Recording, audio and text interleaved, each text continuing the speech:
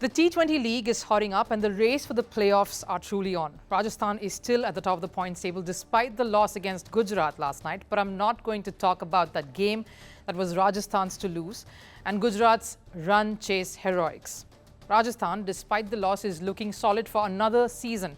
They've been one of the most well-balanced sides in the tournament, and though the bowling is probably a cause for concern, with key bowlers in the ranks picking up niggles, the batting has been commendable, particularly from captain Sanju Samson. There's always a lot expected of him every year when this comes around, because Samson is one such player where the possibility of what can exist seems to overpower and entice people more than what is.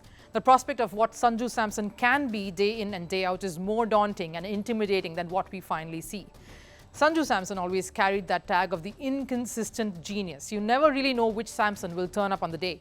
So you have to plan for the destruction if you are the opposition and pray for the best if you are on his side. A Samson in full flow can be destructively beautiful.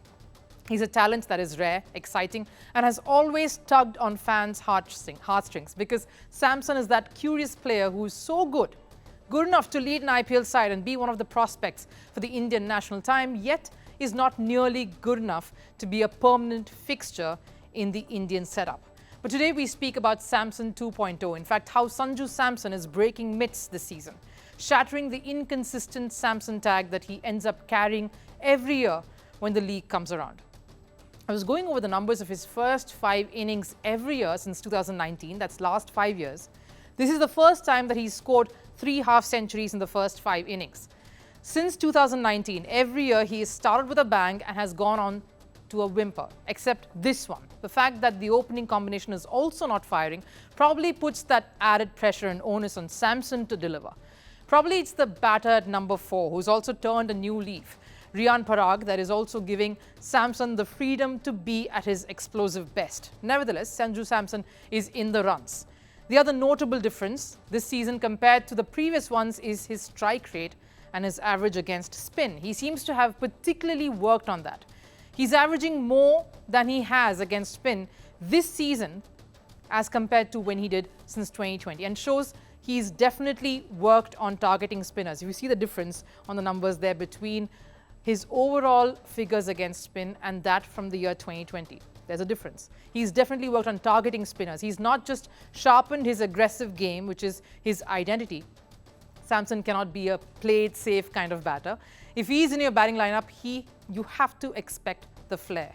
In addition to that, what he's done is worked on playing spin. That average of 50 is stark and telling. He seems to be taking more time, adjusting and getting into the right positions to go for the big shots against spinners. He has solidified his role as an anchor in the middle overs. He's recognized that, and he's going for how best he can give that impetus for his team in the middle order, in the middle overs, where spin function the most. And clearly, captaincy has never been a burden. He's been calm and composed every single time he's out there. We've all seen him mature as a captain, as a leader over the years, thanks to the Rajasthan management and the faith that they've had in him.